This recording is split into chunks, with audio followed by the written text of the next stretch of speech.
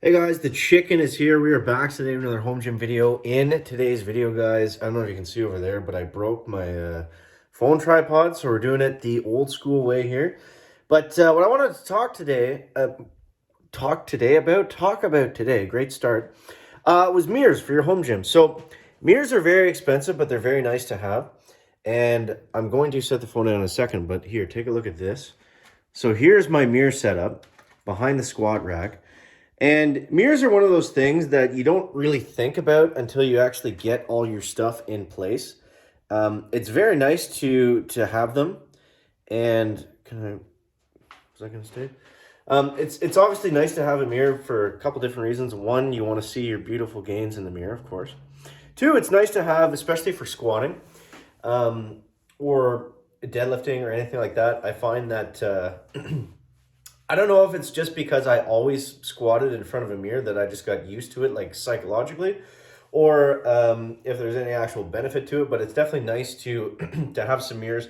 Not only that, typically our home gyms are going to be in our basement or our garage, like typically a kind of dirty, dusty, smaller space. Mirrors really open up the room and they make it seem a lot bigger than what it actually is. So, a lot of benefits to having mirrors, especially in your gym. I think most people that have a home gym either have mirrors or plan on getting mirrors at some point. So, I want to talk today about the best ways to get them and just some general kind of tips. So, mirrors can be expensive. That's the thing. If you're buying them brand new, they're not cheap. So typically there's two of the most common ways that people get them. Number one is just either Facebook Marketplace, Kijiji, or whatever you guys use in the States. That's where you'll find the best deals. You can typically, you got to search for a while, and it's tough now because so many people started a home gym with the pandemic. Um, but that used to be the best way to go. You used to be able to find, like, the one good thing about the pandemic and mirrors actually was there was a lot of gym closings, and there's a lot of them that went bankrupt, and they sold like these gym mirrors. They typically come in 4 foot by 6 foot panels. So you can search for that. Like what I was doing at first was I just started searching for gym closures. Um, and with that, you were usually able to buy those types of mirrors. So there's that. Then there's like the Home Depot or the Lowe's route, whatever kind of home center that you guys have, and you can you usually can't find the bigger ones, the ones that I was talking about, the 4x6s, but you can usually get a bunch of smaller ones and kind of piece them together, or like 2x2 size mirrors, and then kind of make a wall out of that. Or if you're doing a shelf, or if you're just doing it in front of your rack, whatever. That might be a good way to go if you're not going to be doing a huge space with them. So what I did was I actually got them from like a mirror supply store, and they were expensive, but I'm really happy with how it turned out. And yeah, for me it was worth it. So the big difference there though was the size, the thickness of the mirror, and the frame. So if you go frameless, and if you go, I forget what the name of it is. It's like, I think you have 2 millimeter, 3 millimeter, and then 8 millimeter or something like that. You can select the thickness of it. And the big thing about the thickness is it's a lot easier to move them without worrying about breaking them. They're just a lot thicker, they're a lot more solid, and they're a lot sturdier. Now, in my gym, my basement here, it's an older home, so all the walls are stone. So it's a little bit trickier to mount stuff. It's not as simple as just throwing Tapcons in, because it's not like it's not like a straight block wall. It's all lumpy and out of shape.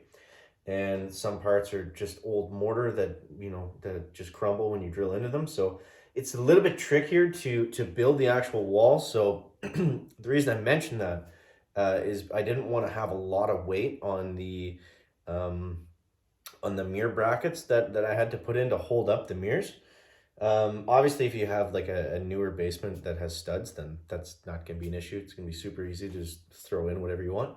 But yeah, the one thing with the with having those the thinner mirrors, although they're cheaper, they're very very tricky to move. Now, if you're paying for them, you can typically get the delivery guy to bring them in to wherever you are. Unfortunately, I wasn't home when that happened, So I'll show you how I had to do this. I actually started. Now think about this. My basement ceiling is right about my head level, right? It's right about 6 foot. So I had the mirrors coming down the steps here, and I got about halfway down, and then I realized like, nope, that's not gonna fit. So like it was such an awkward and fragile thing to move. I'm like balancing it as I'm going, getting halfway down the stairs. It's like, oh shit, we're going back up. And then what I actually ended up doing was I had to bring them outside, and I have like a little kind of storm cellar door through here. Um, and that was interesting because the length of the mirrors over there, they were literally just wide enough to fit through.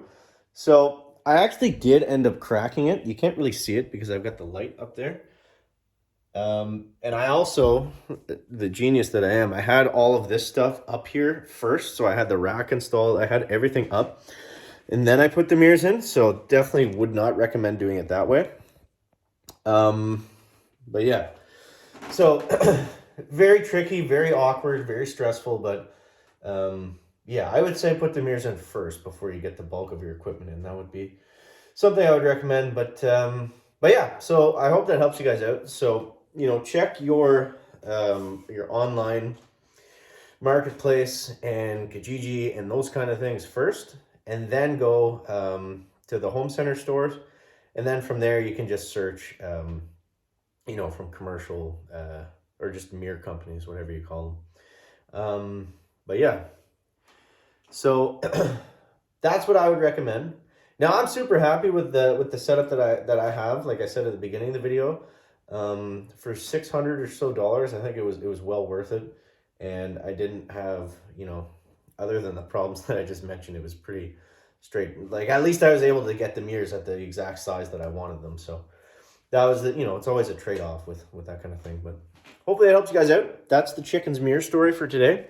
And if you want to see more home gym videos, make sure you subscribe to the channel. Thanks for watching, guys. Catch you next one. Chicken out. Back.